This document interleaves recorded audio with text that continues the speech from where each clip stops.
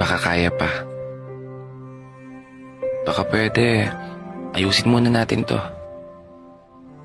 Bago mo ako tuluyang bitawan at tuluyang iwanan. Subukan muna natin. Baka kaya pa. Totoo nga pala yung sabi nila,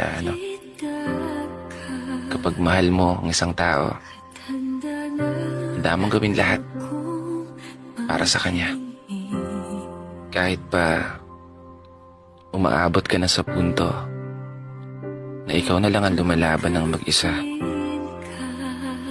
magawa mo lang maisalba yung relasyon, yung mga pangarap, yung mga pangako niyong dalawa. Relasyon na gusto mo pang ilaban, pero ayaw na niya. Oo, hindi mo mapipilit ang isang tao na manatili sa tabi mo. Tama nga naman. Pero paano mo papalayain ng isang taong ginawa mong mundo? Isang tao na nangako sa'yo. Isang tao na pinagkakatiwalaan mo ng gusto. Isang tao na nag-iwan ng napakaraming alaala na ngayon ay bangungot sa'yo. Mga alaala na kusang sumisilip at tahimik na umuukit sa aking mga mata. Kasabay ang pagguhit ng mga luwang, hindi ko alam kung bakit. Marahil sa sakit na nararamdaman ko. Siguro dahil na rin sa lungkot na nararamdaman ko.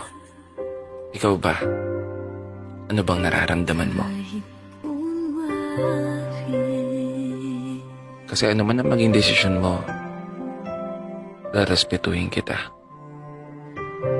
Kung gusto mo pang ayusin to, tara, ayusin natin.